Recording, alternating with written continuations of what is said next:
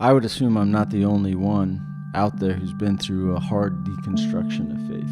You and I were on a journey to literally figure out how to deconstruct our faith. I had not said, I am not an Adventist, I am not a Christian, but I did that day. When you lose that, it's violent. It can be violent. Just like pull a skeleton out of a human and like there you are, you're on the floor. We aspire to become awakened beings, to live in harmony with the truth of life. From Vast Noodle Media, I'm Trent Bell. This is Knowing and Believing, a podcast about how we believe.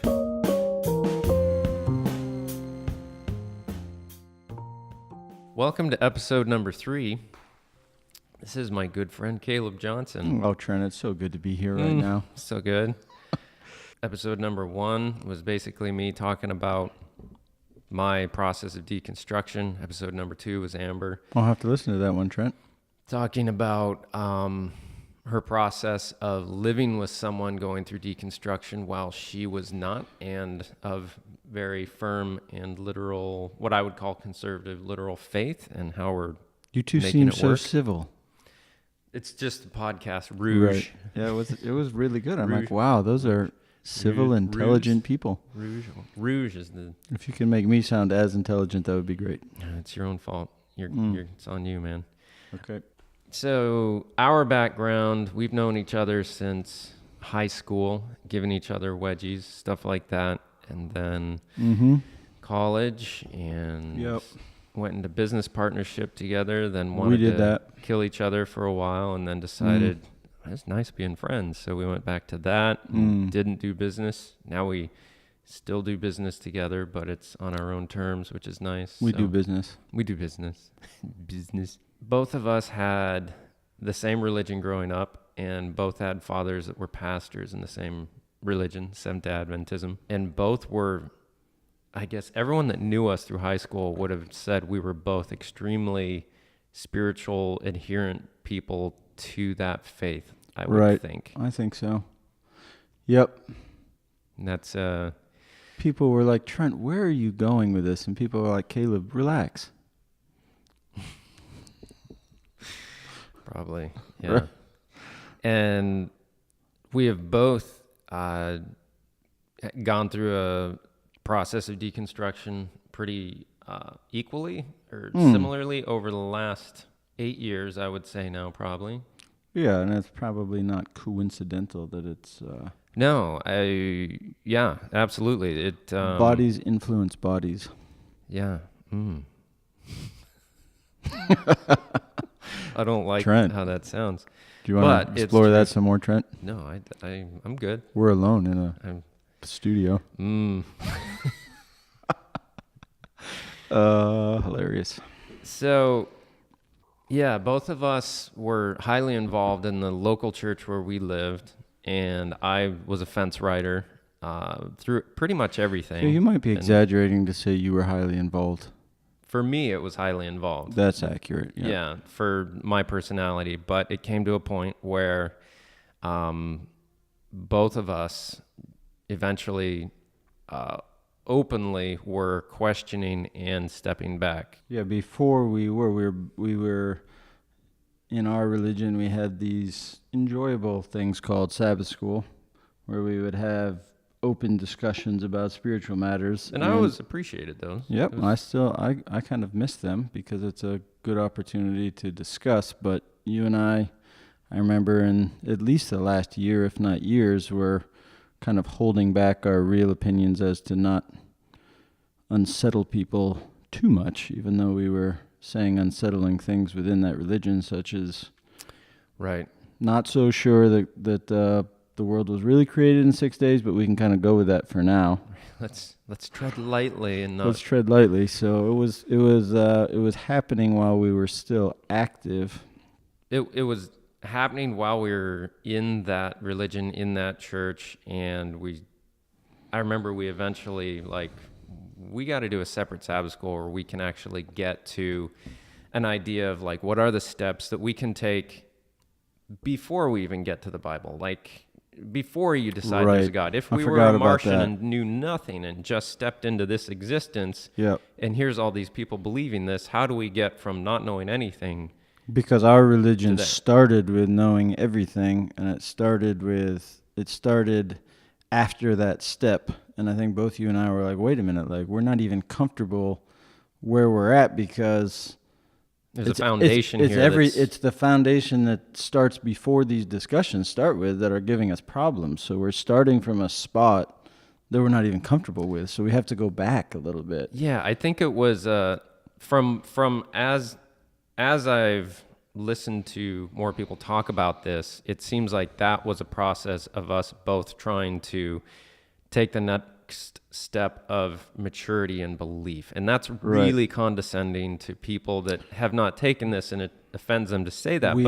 That's what I have heard from other people, is that generally this happens a lot sooner in a person's life. But I think if you're within a very literal, culturally strong religion, it prevents you from going through that maturation process. Right. And I think that was generally our process of saying we really need to Step back. try and get to the bottom of this bit of it. I remember you and I having conversations with people, family and friends, where we were kind of just like, slapping our foreheads because it would be, we'd ask a question, they'd be like, well, the Bible says that. And there was God. What about the Bible? God. This is what God says you need to do, so that's what you need to do. And we're like, yeah, but we're questioning the very foundation of that, and isn't that healthy? And they're like, no, the Bible says that. I believe the Bible. I believe in God, and here's why. And we're like, yeah, but. And we both just kind of like, okay, well, let's just not have this conversation because we're not in the same place. Well, yeah, I remember those conversations. And for me, it wasn't as much I was getting the response of, no, it's not good to go there, as much as, in some instances, a look of confusion of, why? You can't go before the Bible. Right. You can't think before the Bible or before God. Right. You can't come from the logic of just, I think, therefore I am. Now, can I get to a point of believing that there's an outside consciousness, intelligence that has a plan for us? How do I get from here to there? And that was a conversation that just wasn't very well. Nobody knew how to have it with us. Yeah, where we were coming from, and then. But what's interesting about that is, like, if you and I are starting from the way back prior to the Bible, prior to the, monotheistic religion that started with Abraham and then turned into many different sects. If where we're both starting from now, like, okay, well, if there's a lot of merit and reason that we would end up back in Christianity or something like that, what's interesting is neither you and I are like opposed to that. We're just like, well, we're not there. Just not. I'm not there. Yeah, I'm not. I feel like from what I know of all the religions, I'm more of a agnostic pluralism kind of point. Yeah, me too. And I feel it would be... Nobody knows what you just said, but me too. I feel it would be odd for me to simply choose a religion because it wasn't the religion I had before, because I find no added merit in any other religion at this point. Which is why I had a problem, like, when we were growing up, all of our friends, you to a degree, like, rebel. I'm like, well, am I going to rebel because that's what I'm supposed to do? And because that's what everybody else, it's like I couldn't find reason to rebel when I was younger. And so, like you're saying now, it's like it's not enough reason. Just because you're having a problem here, you're not going to go choose another religion just because Adventism or Christianity didn't work out. Like, I hear what you're saying. It's nuanced, but I know what you're saying. Yeah, I feel like if I were to become Buddhist, it would be more of this has less cultural baggage for me, so I'm going to choose that. And to me, that's not enough merit to go somewhere. And maybe I'll come to a point where something else does have a lot more merit, and maybe I get there. But right now, I don't see that. But I think it's very interesting on the path we're on. and I'll speak for myself, but I think it goes both for both of us. Like, we were born basically having to be adherents to a very specific sect of Christianity. Emotionally, culturally, family reinforced all the way through. We have some baggage that goes along with that, and like both you and I are kind of like just enjoying the space and being like, I have absolutely no desire or need to associate myself with any systemized belief. I'm interested in them all. Definitely. I'm interested in looking at them all, where I could see some people who came from a background where they were not associated with a system of belief. Right. They could be in the same spot we are and be like, let me try out Buddhism. I want some community or something. And something. right now I'm like, so you and I were don't want anything to do with that. Yeah, you and I were on such an extreme where the culture we were involved with was so all pervasive that we're like all set. And I might be all set for life. That's the way I feel right now. Yeah. And I think that's probably okay. But somebody else might be like, I want to experience that, but they may have the same system of beliefs that we have, and just be like, well, I want to experience the community and the culture. I haven't, and I'm kind of craving it, or I want to check it out. I've heard surveys or research. I'm not sure. I'd have to get the specifics on this, but they say that kids that are raised in very atheistic homes tend in later life to go far more towards these very regimented, legalistic religions. Yeah. It's a human reaction. Yeah. And somewhere in there, there's some truth beyond that we're all struggling towards, but we just don't have a clear picture on at all whatsoever. Well, it's interesting because you think about it, you could say the pendulum swings, right? Absolutely. It's like But going like Republican and then they swing Democrat. But and then the Republican. pendulum just keeps swinging, and maybe that's just the way things are, and that's okay that the pendulum keeps swinging because it passes through the middle every time. Yeah. It keeps things active. I believe all things are related. I think of like the economy. You want motion, you want money to keep moving. So maybe that's the way we kind of find our way to the truth, is the pendulum just keeps swinging and passing through all these different areas, and while it's swinging, we as humanity and culture are finding more and more truth, So a pendulum just has accept a it. point beyond it that it pivots on, and you'd consider that kind of to be truth maybe. But you could also look at it as kind of like a Coke machine that's tipping. And eventually it may go a little too far and go right over Probably on its face. we ought to drop that analogy. It's you can't take an analogy to the nth, but yeah. Yeah, no. So the interesting thing for me, and the sadly tragic thing, is that our experiences of deconstruction have been drastically different with different end results. And I don't completely understand why. I think you and I have inklings of why that is. But walk me through in story form. It seems like the initial things of deconstruction for you started around Under the Banner of Heaven, reading that book, and Hawaii. I think we can start there. I think, very famous author John Krakauer, he started with a wonderful book, Into the Wild, and so I've just read everything he's written. And one of the books was about a very conservative, out there sect of Mormonism, not a healthy sect, and Mormons even distance themselves from it. Right. And so he wrote a book about a family that ended up being a violent family within that, but he had to kind of dive into the Mormon culture and religion.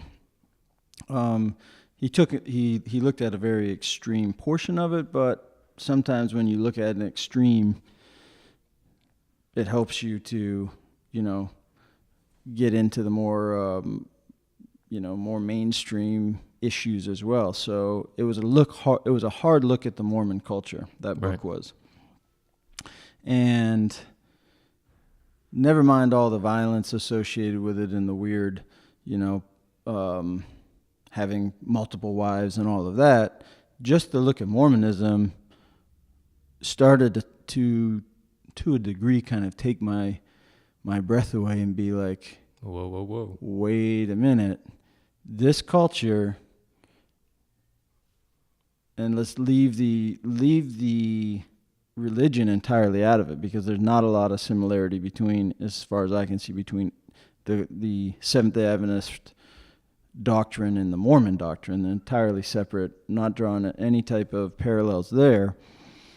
But the culture, I was like, Yeah. this sounds... It's a little creepy how similar Adventism Right. and Mormonism Right. are on surface cultural Right, levels. and I'm talking mainstream Adventism and mainstream Mormonism. Right, I'm not. right. I'm not talking about that extreme sect. FLDS. That's. I'm not trying to make any parallels there, but you do have like this a similar type sects in Seventh-day Adventism that leaves, and they've got nothing Yeah. to do with the mainstream. Shepherd's Rod type stuff. Yeah, and- like, okay, so probably any mainstream sect has these unhealthy offshoots. So when I was looking at Mormonism, this was like a real kind of mirror to me, that I could have a perspective and be looking from the outside. Right. And it helped me to be like, well, a couple big kind of thought experiments came to mind, like, why am I an Adventist? Why are these people that this book is written about Mormons? And there was very clear answer. One and only one answer. Right. Right? I was born into it. Right. That's how I became a Seventh-day Adventist, because my parents were. And you were reinforced by the relative logic of truth and existence within that sphere. Within that sphere of relative understanding of Adventism, there's an answer, a logical answer, according to that relative existence for everything. Well, right. And so I didn't, as a kid and as a young man, I didn't leave it, because there's a religion evolves just like biology evolves, and it evolves to have answers to hard questions. Yeah. And it evolves to have systems that protect it.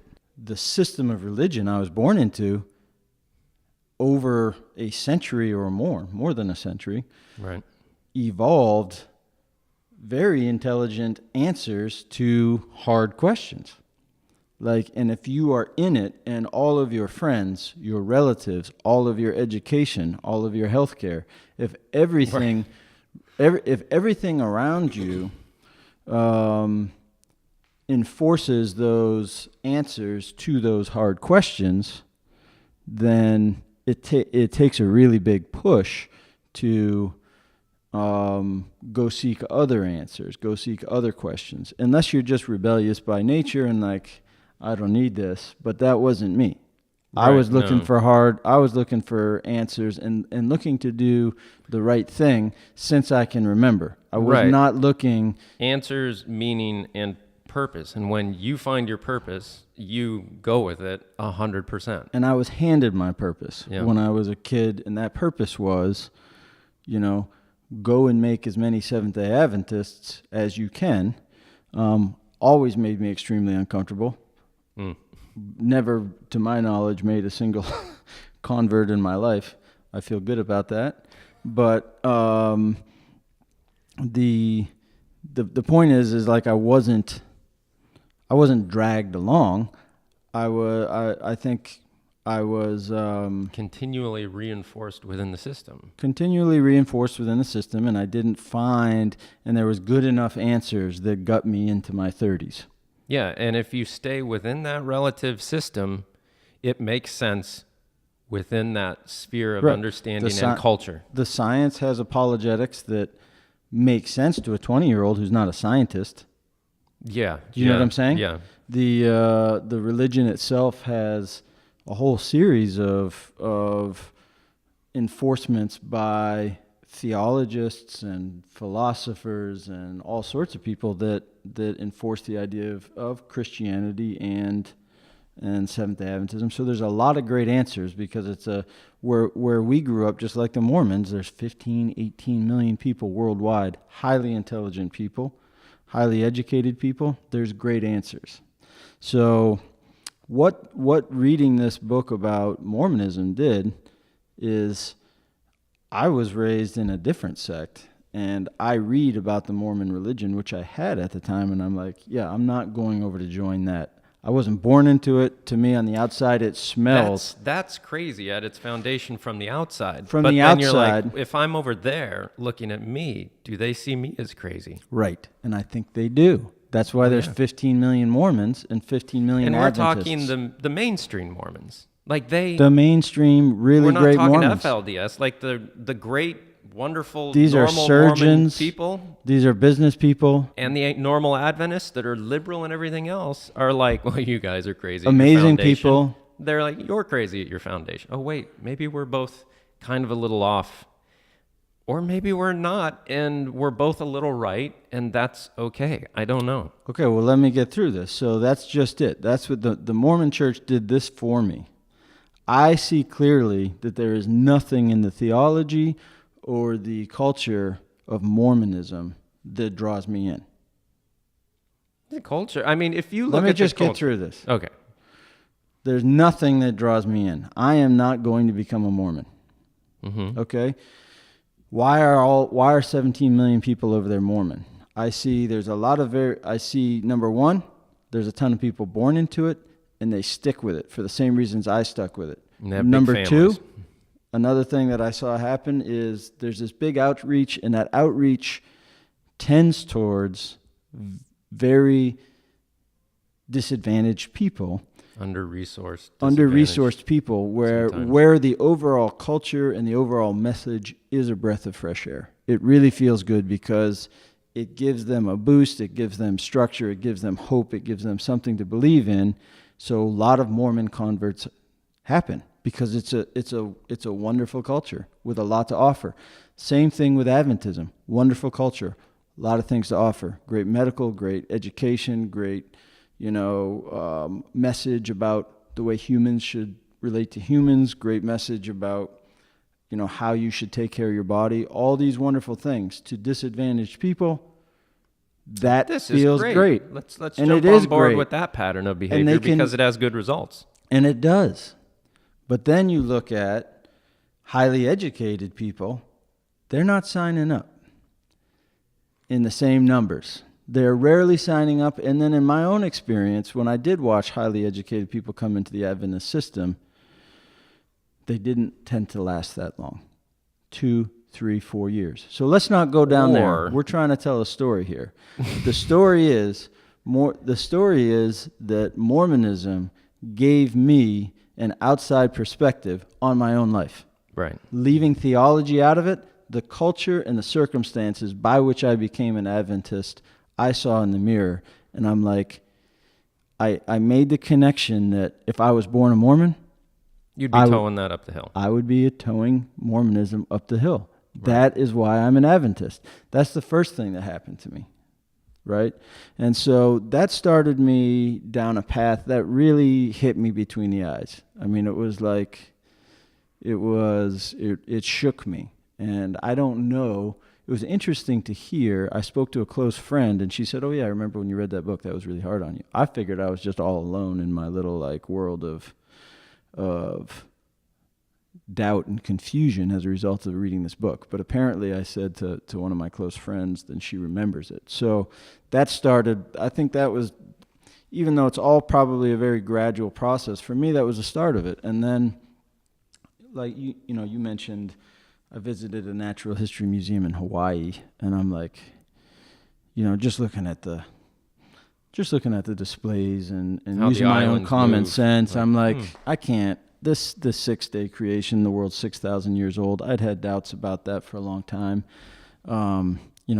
Just based on a whole different thing, a whole series of things from the very documented 5,000 year history of Egyptians, and we say the Earth is only 1,000 years older.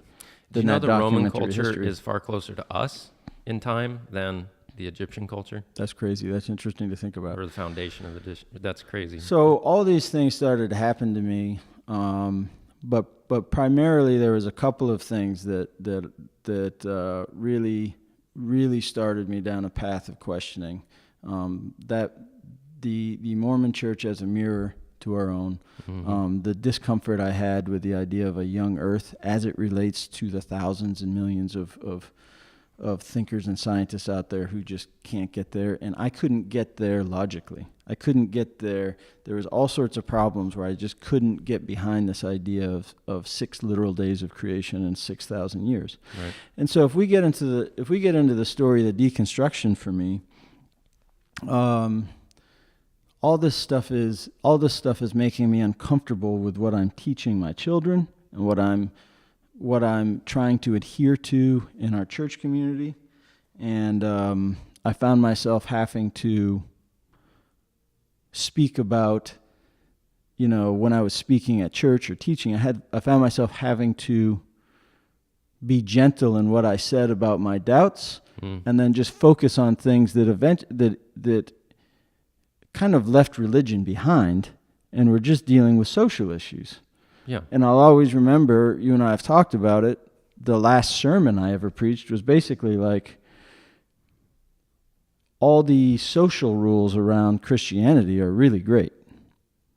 And so if there's no other reason to be Christian, I'll be a Christian just because, treating others as I would be treated is enough. Right. In the end, it wasn't enough to keep me there, because I have 3 children, and I couldn't teach them that the Earth is 6,000 years old and that evolution is a bunch of bunk. And then a second major issue was I could not be involved in a organization that systematically discriminated against homosexuals. Right. And those 2 things were the major reasons. These are that major left the issues that church. I keep hearing over and over again with most people that are having Really? to deal with this. And it really is just a cognitive dissonance moment where people get to know people eventually that are gay and are like, man, you didn't just like get really perverted and choose this lifestyle. No, Which I is was what we were raised to born- believe Yeah. that it was. Yep. They're just like, no, I was born this way. Yeah. And just as you started to notice girls at puberty, I started to notice boys or girls, depending Yeah, on it the just situation. didn't make sense. The positions no longer made sense to me, and I started to, and once again, just kind of like thought experiments, I fast forwarded 100 years, and I'm like, the treatment we are now putting on homosexuals, we're going to look back on that and think we were as ignorant as when we treated women that way. Yeah. And fast forward, we're going to look back on that and think of us right now as ignorant as we think of people who kept slaves. Yeah. That's definitely going to happen. I would bet my assets on that all day long, that eventually society and even these conservative religions will be like, yeah, we can't continue to systematically discriminate against people who are born homosexual. There's nothing the matter with it. It's just is what it is. So those 2 things, I would say, were the major things. And interestingly, what happened, which is a bit discouraging, is as I started to talk about these things, people didn't necessarily give me a hard time. They're all good people in the church I came from. That's what's interesting. I don't know a single bad person. I don't know anybody who tried to do anything wrong. I don't believe anybody in the history of the religion I came from tried to do anything wrong any more than anybody else in any religion or politics or anything did. It just kind of happens for many reasons, which are probably beyond the scope of the story we're trying to tell about my personal deconstruction. So, but the story is what started to happen was as I came along closer and farther and farther away from the church until Theologically and philosophically distancing yourself. and then stopped going to church, and then pulled the kids out of church related schools. As I started doing this, then I started in the religion you and I grew up in, you don't smoke, you don't drink, you have sex with one person your entire life unless you can. And only after marriage. And only after marriage, and of course you can get a divorce and have sex with whatever. I'm just saying, like, there's all these very strict rules. So as I started to drink, for instance, all of a sudden people are like, "You left the church so you could drink," and I'm like, pulling my hair out, like, no, actually I didn't. And oh, by the way, there's, probably at least half, if not 3/4 of the world who have a healthy relationship with alcohol. Yes, alcohol is dangerous. Yes, sex in a bad situation is dangerous, all of these types of things. But people in that culture a lot of them had such a closed mind to think, he just wants to go party. Right. Like, You're doing this for the side benefits of just, you just want to go have fun. That's why you're doing this. Which was a bit discouraging because you know me. Yeah. That's not what I'm trying to do. It's more like a search for what's real. And for me, what happened was, this is where it gets very painful, and the deconstruction process becomes so dangerous. When in a conservative faith such as Seventh-day Adventism, and I guarantee you Mormonism, I know Mormonism, Yeah. and other such religions, there's plenty of religions out there that are similar. When it is so all-pervasive from the time you're born, especially in your life, where all your friends, everything about your life is intended to revolve around God as that religion sees it, and the church community, to the point where it is literally taught, you should be willing to give up your family, you should be willing to give up all your assets, you should be willing to give up absolutely everything for your devotion to your church and God. Right. That's the way I was raised, not necessarily by my parents, but by the religion that I inherited. Is strongly reinforced throughout everything you experience through school, your community. You don't know people outside of that community generally. Yeah, the heroes are the martyrs. Yeah. Okay? So you will give up everything for your belief in the veracity of your religion and your God. And this is the same in Islam as well. It's And just then, a more extreme. It's the same in many. So then you take a personality that I have come to understand that I have, which is all or nothing. I think that's too black and white, but I think, like, if I'm going to do something, you're going to do it I the way. really want to do it. Yeah, anyone who knows you knows that. And so it's not that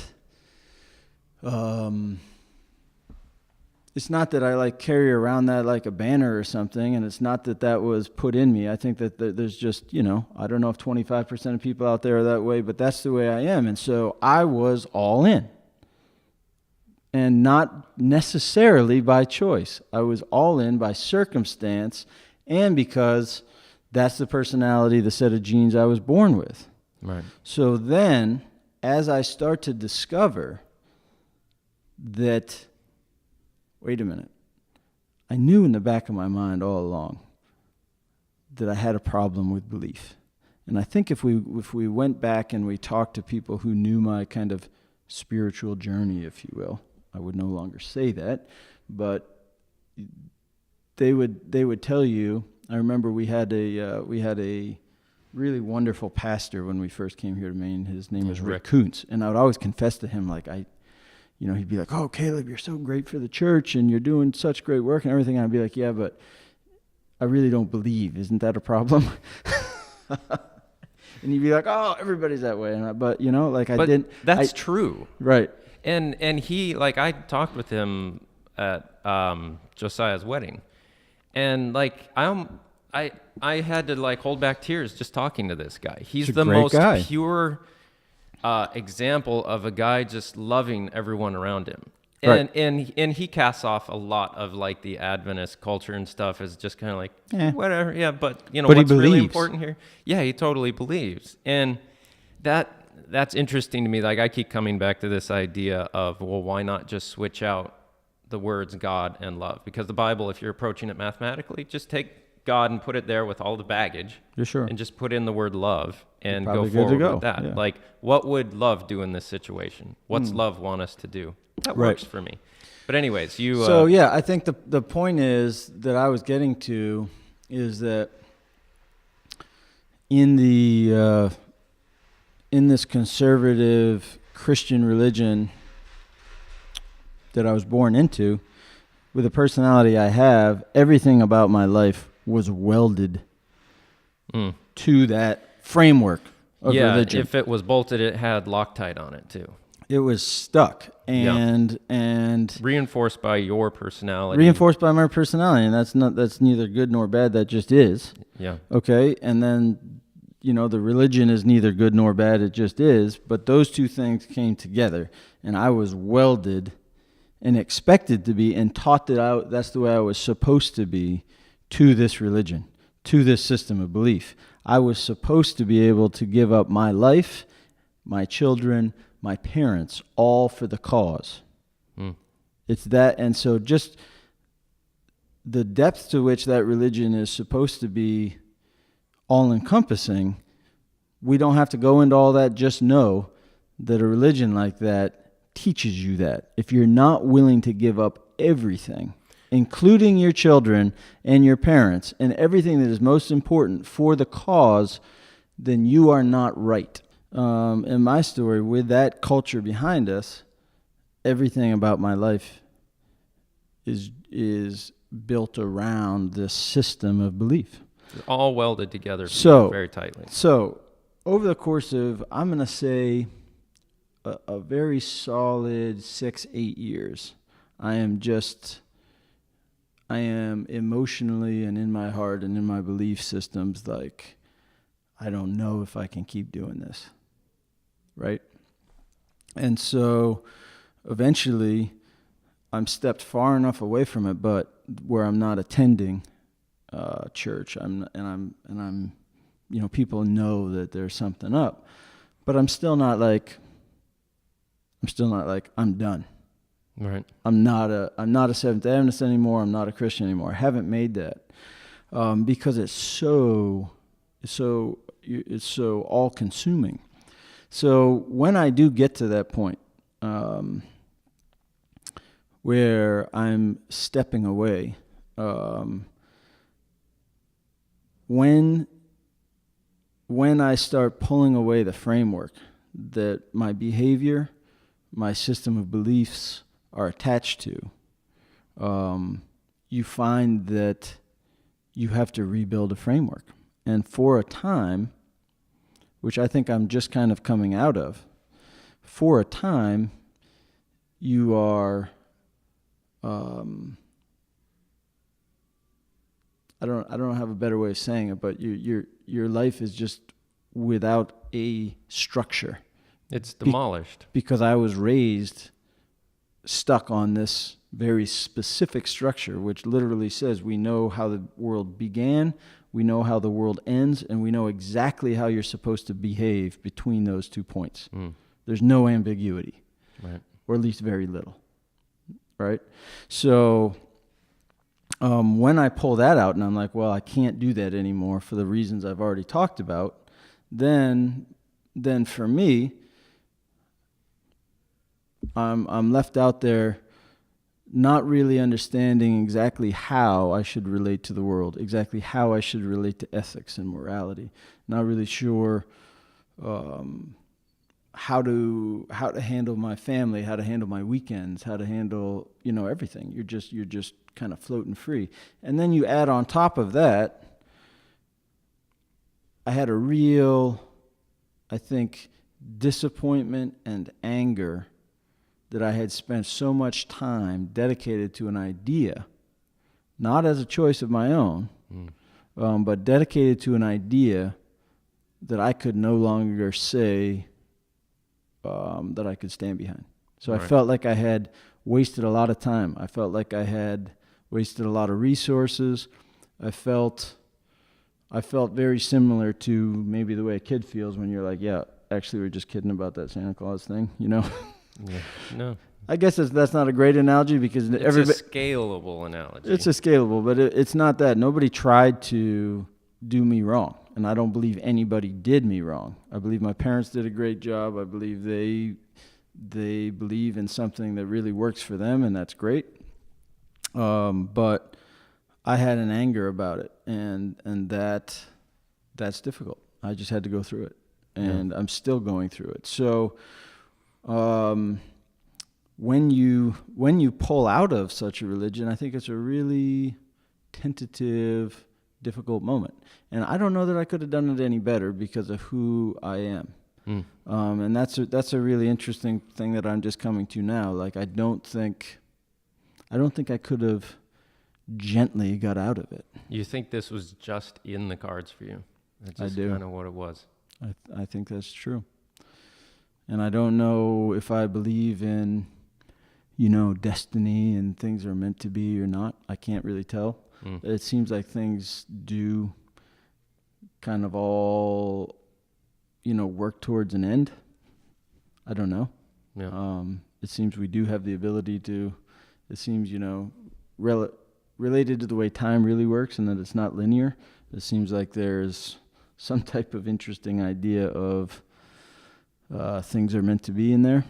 I can't comment on that. I don't know what I believe about that. But what I can say is I think there's a lot of people, different personalities, different circumstances that could get out of all-pervasive religion in a gentler way than I did. In a more graceful manner. In a more graceful manner. But I just don't know if I would have made it out that way. So, almost 3 years ago now, we went across the country in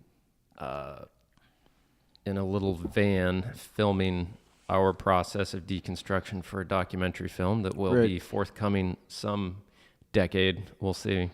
Sure. And a very extremely pivotal moment for you was talking to Rick, the Mormon scholar in Salt Lake City. It's a real bookend, and it's interesting that way. And I think it's because of this powerful concept of being able to look at yourself from outside yourself, and from your initiation into deconstruction coming from a Mormon perspective. I came away from the interview with this guy Rick as like, wow, he's got some really great insight. I'd never believe in the same way as him, or the same foundational things as him, but he has a great approach and this, that, and the other. You came away from it, like your demeanor, like all of us, we came out of that thing, and I was kind of like, yeah, that was really insightful. And I turned around and you were like deadpan, and we had been doing these social media updates. And I was like, all right, let's do another one right after this. And you were like, no, I'm not doing that. You started coming up with these reasons, and now I realize what was happening at the time. I was just kind of like, what the hell's going on? This is odd. And you were closed off, and you're like, I'm going to go do some work. It was a long trip did an interview. At that point. Yeah, we did an interview. It was the last one, and you were kind of in the background with your arms crossed, just like, yeah, which is fine. But I understand now. We connected with you later that evening, and you were having like a ceremonial beer and like ham sandwich as a kind of like... That's true. And you were in a moment then of like, woo! And you were like, all of a sudden, I was like, all right, And I still wasn't catching on to what was going on. And then the next day, we're leaving and we're in Wyoming somewhere, I think. Right. And I lose you in the Walmart somewhere. You've got sunglasses on, and unbeknownst to me, you're wandering around Walmart having basically an emotional breakdown. I knew nothing of it. You didn't tell any of us. Would have An been great emotional catch on release. camera. Not a emotional breakdown. release. Yeah. But it's interesting for me to come to a point of I was weeping in the understanding aisles of Walmart because of the loss of that culture and that belief. Yeah, but like, walk me through that moment, because it's interesting to me. I'm learning things, but not understanding them until my emotions catch up with my knowledge. It's weird. I don't understand that. I don't understand that either. That's beyond me. I'm an architect, but walk me through that Walmart moment. What was going on? Yeah, I think you're absolutely right that it's this the Mormon Church for me allowed me to look at what was going on with me since the time I was born to manhood as an outsider, and it allowed me to find my way out of that same system. And so when it started, it's all gradual, but there's a markable point when it started when I read John Krakauer's book, and then there's a definitive end when we interviewed a Mormon who was our age with children, also went through a deconstruction-ish moment. Successful. He came to a start of a deconstruction. Yeah, I'll talk about that. Nope. And he's basically me sitting there. And I'm able to just sit there and ask me questions. Right. Because he was a responsible guy, doing everything he could to do right by his God, his family, his religion, his community. Successful career, successful family man, successful in his church. And so I'm sitting there, I'm maybe exaggerating here a bit, but this is the way it really turned out. I'm sitting there with the opportunity to interview me. Right. And he came to a moment when he was holding one of his kids, one of his first kids, or a kid, and he was challenged by, since I have some questions about Mormonism, and I think that's understating it. I think he was really struggling with being a Mormon. Shall I raise this child as a Mormon? Because I'm not so sure myself. And he described to you and I both, he's like, my family's Mormon, my job is Mormon, my town is Mormon, everything about me is Mormon. It would be devastating to leave that. Right. I would in essence be shunned. Right. I would have to say goodbye to an entire, he'd have to say goodbye to who he was. Right. And I saw that that's what I was doing by holding on so long. And when we walked out, and it'd be interesting, I haven't seen that video ever, but you were rolling and we had a video, we were leaning against the van, and I'm like, I remember saying something very unambiguous. Just, I'm done. I remember, I think someone had commented on that video later that, why does Caleb seem so dark there? And I mean, even the pictures that Joel got of after the interview, your demeanor just looks like, the safe just dropped on, the anvil just dropped on you. Yeah, and what you and I, that is what happened. You and I were on a journey to literally figure out how to deconstruct our faith. Yeah, and we talked to... And it started many years ago. But I had not said, I am not an Adventist, I am not a Christian, I'm done. Right. But I did that day. And then, we're wandering through Wyoming, and I'm in a Walmart dealing with so many issues that are a result of all that are entangled in all of this. And just walking through Walmart, I've got nothing against Adventism. I have nothing against Adventists. Some of your my best friends are still Adventists. I have some stuff against Adventism for the same things I'd have against Mormonism or any other literal religion. But but I can understand that. I have issues with the politics in the United States or the politics in Portland, Maine. But I got no problem with Portland. I got no problem with the United States necessarily. There's just issues in any system. So that's what I'm saying. Like, some of our closest friends for the rest of our lives will probably be Adventists. Yeah, I got no problem with that. So, but what I felt whether it was a day later or whatever, when I was at Walmart, was just the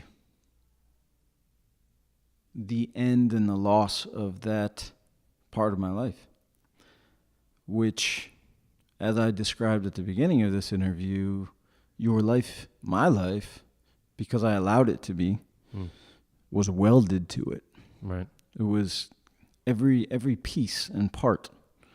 I'm raised to believe that God knows the exact number of hairs on my head, and that Everything that I'm going to do in my life, he knew about and is involved in. Like, but it's just it was a overwhelming loss.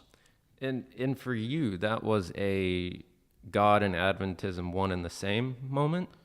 Yeah. Interesting. Yeah, for me,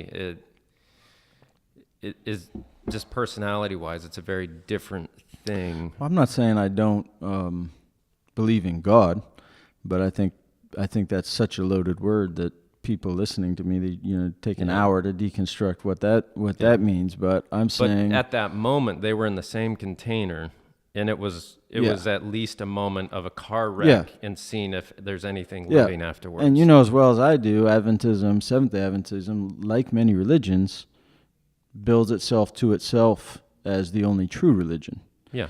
Okay, now you have a lot of intelligent people out there, Adventists and theologians, who may, by some Disagree odd with strength, listen to us here and be like, well, no, that's not what we really believe. But you and I know that that's what this is the remnant church. It has the most truth about the only true God in existence ever or ever will be. Right. And they are bearers of that truth to the very end, and they're the remnant people of what God started 6,000 years ago and then passed through the Jewish tradition onto the Christian tradition. Right? So when you're saying, did I lose God and Adventism at the same time, they are one. In the way I was raised to think about it. So I think about God, the concept of God, very differently right now, but I don't think that's for today's discussion. But I think the point is when you go through this deconstruction, you are losing, if you come from a very conservative, we know the end from the beginning, and we know everything in between, and we know exactly the way you should act in the in-between. When you lose that, it's violent. It can be violent. Just like pull a skeleton out of a human, and like there you are, you're on the floor. That's what it's like. Yeah. And so it's like, okay, well, there's a mess on the aisle 6 of Walmart. Why isn't he moving? Well, that was me. No skeleton. The deconstruction of your faith has been tumultuous and has arguably cost you your marriage, you think? Literally that, or it's just part of it, or? It's all one story. Yeah. That's the best I could say. And is the deconstruction, I would assume I'm not the only one out there who's been through a hard deconstruction of faith. Yeah. But it's all one story. It's all interrelated. If I was still an Adventist, would I be married? I have no idea. I guess I never will know. Yeah, knowing both of you, it's just the path got so different than Adventism. That would be, yeah. The next point for me after Rick the Mormon that was significant for me, that involves both you and I, was like we had, maybe 2 Januaries ago, we went out to eat at the Japanese place up here in Biddeford. I remember. And that was extremely significant for me because I'd shared this analogy with you before, like our paths had been pretty much the same path for I don't know how long. Right. With different personalities, but same life experience and much of the same choices. And I had, an incredible amount of admiration for you and looked up to you really in many ways as a leader and an example of what I wanted to be more like. And a lot of our friends would say that. You were the guy that was always, this is what's right to do, then I do it. And that's just who you are. And I remember, up to 4 or 5 years before we even went across the country and all that, we had hung out less just because like Amber's parents moved to town. And so we'd spend Friday nights with them a lot more. And sure. it was just the common interactions were less. And then you guys started just having a different lifestyle when you take out, Friday nights and church attendance on Saturday. All of a sudden your Friday nights are free and you're not feeling like you need to be at home watching Bible movies or whatever. You're out socializing. And so that's, again, a different thing. And I remember when we were talking in the restaurant, like I felt like we were two ships kind of like sailing with an armada. And then you and I were both like, I don't know if this thing's going to the right place. And then we started talking like, well, why don't we go over here and we'll trade spices and stuff. And I was like, both of us were like, all right, we'll sail over there. And then we get to the islands to trade spices. And it was like you got out and started raping and pillaging the islands. And I was like, wait, I thought we were here to trade spices. What's going on? And in that moment in the restaurant, you shared with me just, how different our lives had become. And for me, it oddly was kind of the floor falling out for me, that it was I can't follow you there. And there's this change of perspective and I am like on my own now. And that was emotionally a very odd place for me to be in, but it was a process of maturity as well. I think it's healthy. I know what you're saying, and I think that's happened to me as well. It's happening to me where I'm like, I think we all need to get to the point where we understand our life, our beliefs, ourselves, and I think that's what was happening for you and I. And it's no disrespect to our parents or the system of belief we were raised in. It's just sometimes it's just the path I was on. And I guess what I'm realizing now is there's really no going back. What's surprising to me, I guess I'm getting to the point where none of it is all that surprising to me. It's just a path. Yeah. It's just a reality. I didn't choose it. Apparently I can influence it. But it's, I think what I'm coming to understand now is what's crazy is there's so, in Christianity there's so many wonderful, I think all the time, like, oh yeah, well that's happening because I remember that verse in Proverbs or something, or like this is the right way to treat somebody because this is the way I was taught. Like all of that stuff is still there. It's all part of me. It's all real. It's all good stuff. But you and I are we're on two separate paths, and we have to own them ourselves and not just accept it because that's what we were raised in, or that's the right thing to do, or because we're too scared to step out of. That's my only criticism I'd have of Rick is that if you stay within Mormonism, he made a pragmatic decision, right? His life and his family, as long as none of his daughters are gay, they're going to be good. So he made a pragmatic decision. Now, the thing I would be critical, in his decision or towards me if I stayed in Adventism, would be your lending your support and your ideology personally to something that is damaging to other people and damaging to further understanding, arguably, for the human species. Yeah, one way to do it would be I could have stayed and said, I am a Christian and a Seventh-day Adventist.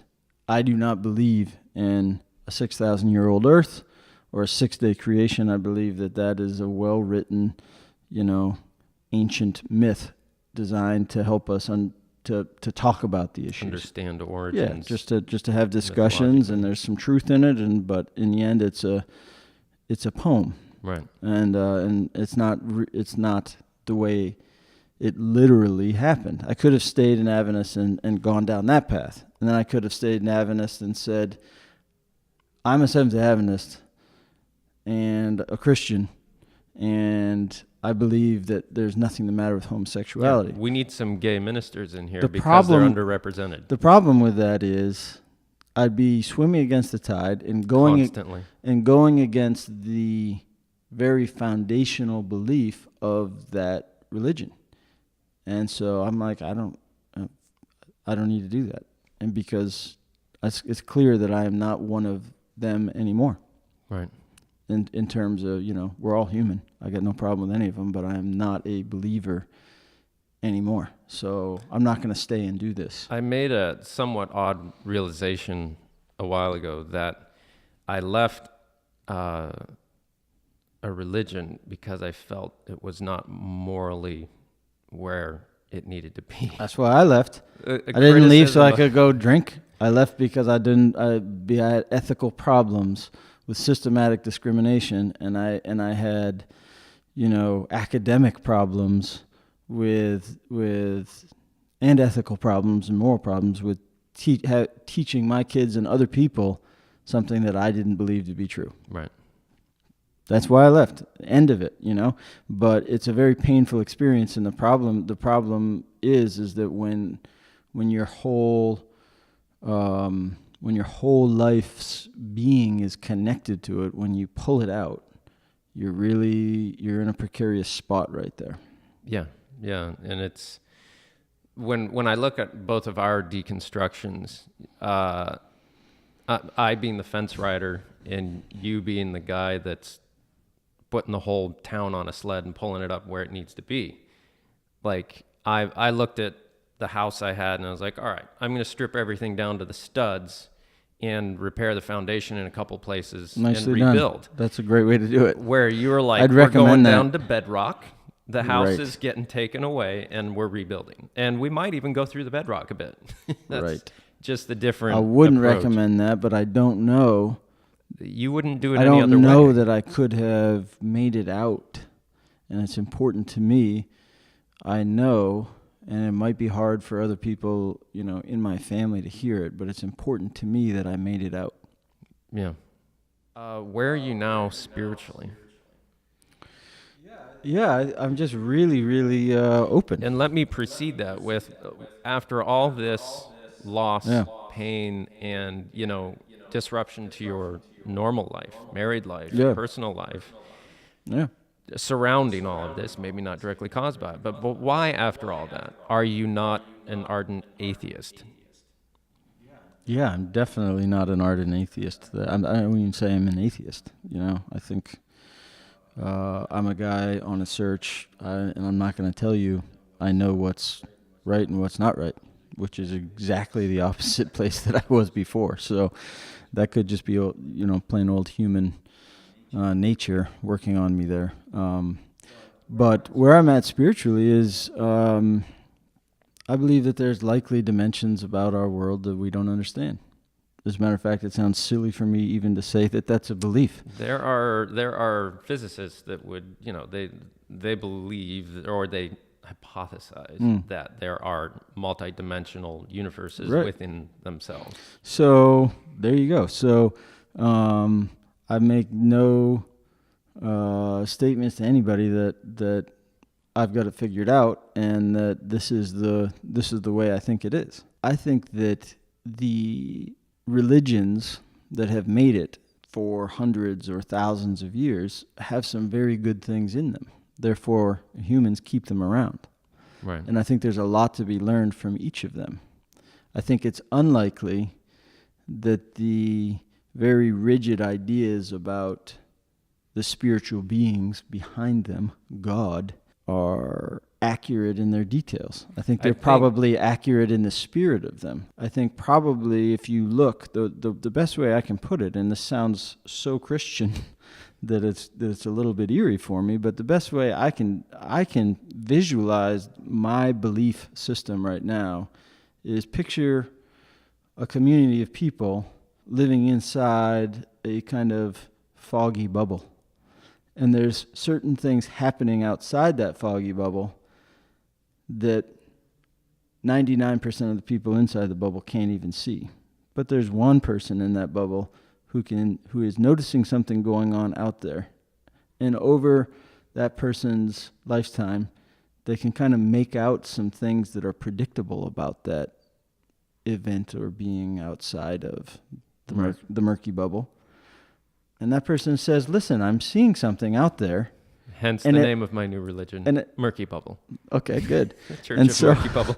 And so this person is like, hey, you know, there's something going on out there. I don't fully understand it, but here's some predictable things about it, and here's what it's teaching me about what's going on in here. Number one, we're not alone, right? There's movement out there. There's movement out there. And number two, XXXX. I think that's what's going on with all the major religions. And none of these people are like, most of them, I would say, are not lying and trying to manipulate and be awful people. They're looking at things, they're looking at things that seem to be true, and they're doing their best to pass those on to cultures or to the people around them because they're genuinely helpful and good things. And then if people are like, that's genuinely a helpful and good thing, I'm going to do it like you're doing it. And then that just evolves into all these different religions. And all of those things might be pointing to a single God. That's possible. Or they all might be pointing to a singular truth that's more related to physics and just the way things are. I don't know. Net of consciousness, which, I mean, even biblical explanations kind of agree with that. Like if you're talking about God, the Father, you know, that you could everywhere, probably, that sounds like I would hypothesize that you could probably take the common big themes of all major religions. Oh, absolutely. And get them to agree. And then just cut off all the doctrines about like, well, you have to stop work on sundown on Friday night and you can't start work again, you know, or, you know, whatever the other ones are related to Arab religions or whatever. You cut out all that extra, very specific bits of doctrine. You take the basics, common thread through all and you could probably link them pretty closely together. Yeah. And then you could say, well, what does that point to? What are all these guys doing? And you probably get some really great results out of that exercise of like, well, here's something we can all kind of agree on. Yeah. So I mean, even in those grand idea things, and even when you get down to like things, even like around health and all that, they have like lower subject commonalities, like right.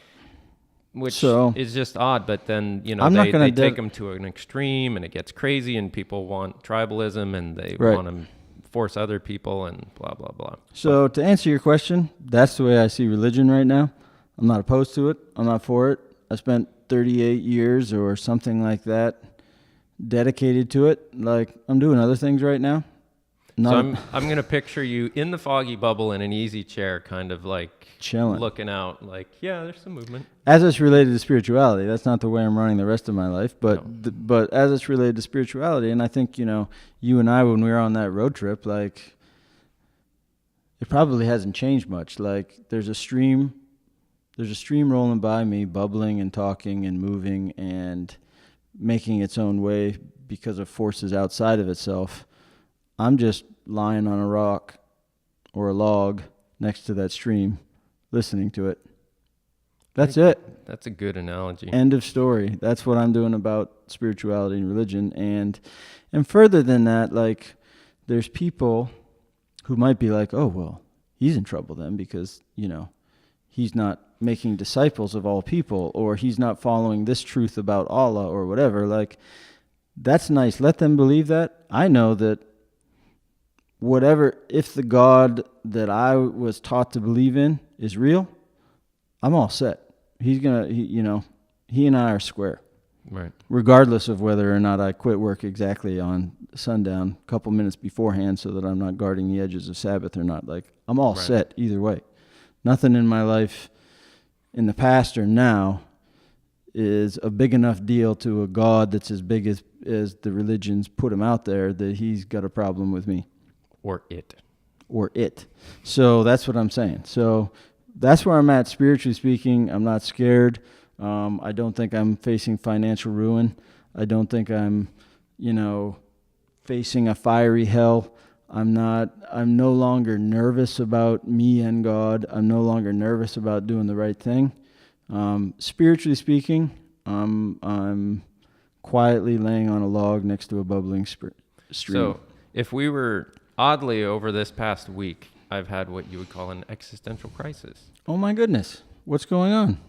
It's just like if we were to inject me into your analogy and Yeah. you're like laying next to the spiritual stream and listening. Yes. Like That's my plan. I'm hanging out with you and we're just kind of laying there next to it. And, all of a sudden I sit up and I'm like, dude, it's just a stream. You can't learn it. Like me over the last week, a lot of the things I've been reading and thinking about, like I feel like the rug's been pulled out and there actually absolutely is nothing, and we are a pointless bacteria that will die a heat death in a few billion years, and there's no meaning to anything. Why is that scary? Ask me next week and it'll change. Ask me the week before and it was different. Well, Trent. But yeah. So have a good cup of coffee and enjoy the coffee. That's worth living for. Have a great experience with your family. That's worth living for. The same thing is a child that finds out that they were either a mistake or adopted when they believed something else previous. Fine. I recommend Walmart, aisle 6. And if you want me to hold your hand while you're lying without a skeleton on the floor of aisle 6 in Walmart, I'll be there for you. But things for me are much more gradual and slow than for you. Like this just kind of like creeped up on me. And now that I'm back with my family, I was gone for a week. Now that I'm back with my family, I can focus more on my immediate relative surrounding and not get lost in that. Yeah. But when I really think about it and when I run ideas by strong atheist maybe when I'm on hard. my deathbed, I'll feel like I'm descending into an endless black hole of nothingness, and that'll scare the hell out of me. But as for now, it's warm outside. I'm going to enjoy the sun on my back and think, wow, that's an amazing thing. I have people to love and people who love me, and I'm looking forward to lunch since I didn't eat breakfast, and that's living. Yeah, I can get behind that, but it's such a paradigm shift from where we came, and I'm getting to an emotional point of that being a possibility that's very difficult. Yeah, you probably should stay away from Walmart, or maybe you should go to Walmart. One of the two. All right, last question. Oh, boy. Talk to Caleb 8 years ago and give him some advice. What would you tell yourself? Well, if at all possible, someone who's going to, have the skeleton pulled out from inside them, it'd be like, do it a bone at a time and then find another bone to go back in. Right. So my suggestion to myself 8 years ago would have been like, well, keep everything that's really good, all those principles that are clearly common in all religions, common in good society, commonly held to be, that's a good practice. Keep those, and then kind of take a giant breath and get rid of the stuff that you can't get behind anymore, and see if you can do it gradually. I'm not sure that would have worked for me, but it would have been nice. It would have been less painful if I could have figured out how to do that. Right. But I didn't. I think there are certain personalities that could be of the same self-honesty as you, but still stay in Adventism and just work to reform it. And then there's other personalities that say, Good for them. I can't. I couldn't. Yeah. I'm so adverse to begin with group association. I wonder if I'm using it as an excuse to be like, thank God I don't have to go to church anymore. There's probably not a right way to do any of this. As a matter of fact, there could very well be no right way in general. But what there is a way to live a life that's more rewarding and more passionate, and that It's not that there's necessarily a right way. I'm just saying, if you don't want to experience some human pain, see if you can do it more gradually than I did it. That's what I would say to myself 8 years ago. Alrighty. Well, maybe it's time for some lunch and let's do it. We can go sit by the river or something. Oh, that'll be fun. Maybe a bubbling stream. Well, thank you for tuning in for the third episode of Knowing and Believing, and either watching on YouTube or listening on the podcast. Thank you, Caleb, for sharing your life experience, the most tumultuous event in your life, losing faith and and everything else. I know for me, it's been the most, even your experience has been one of the most effective things on my life. And then to add in just that I'm going through essentially the same thing. It's a weird thing, but hey, here's the midlife crises, right? So. Cheers.